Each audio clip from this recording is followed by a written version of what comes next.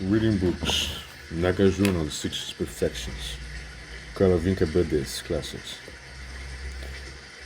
The perfection of giving. The faculty of non-flow reasons foremost. It is for this reason that the faculty of non-flow reason is known as the present paramita. If it is the case that the Bodhisattva has not yet cut off the feathers, samyajana, how can he succeed in practicing reason free of outflow impurities? Although the Bodhisattva has not yet cut off the feathers, he is still able to practice a semblance of no-outflow present paramita. It is for this reason that it can be referred to as practicing the no-outflow present paramita. This is just as with the Saravaka disciples who in their cultivation of the Dharma of heat, the Dharma of summit, the Dharma of patience, and the foremost worldly Dharma, first practice semblance of non-outflow Dharma and then later easily gain the Dharma knowledge of suffering patience. Dukkha Dharma Jnana Ksanti. Then again, there are others who state the Bodhisattvas are two kinds. Those who are pure by virtue of having cut off the feathers and those who are not pure on account of yet not having cut off the feathers.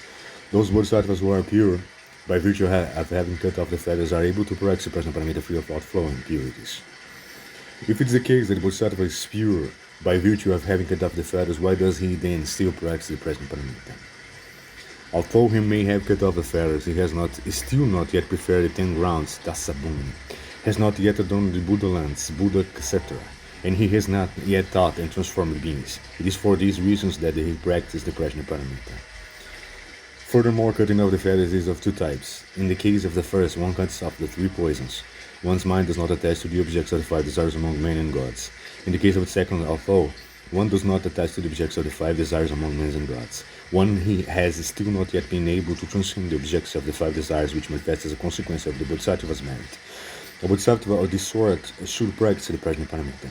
This was exemplified by Venerable Aniruddha when he was dwelling in the foremost sitting in dhyana meditation. The heavenly maids, pure love, and others manifesting their pure and marvelous bodies and came to the test Aniruddha. Aniruddha said, "Sisters, make yourselves blue when you come here.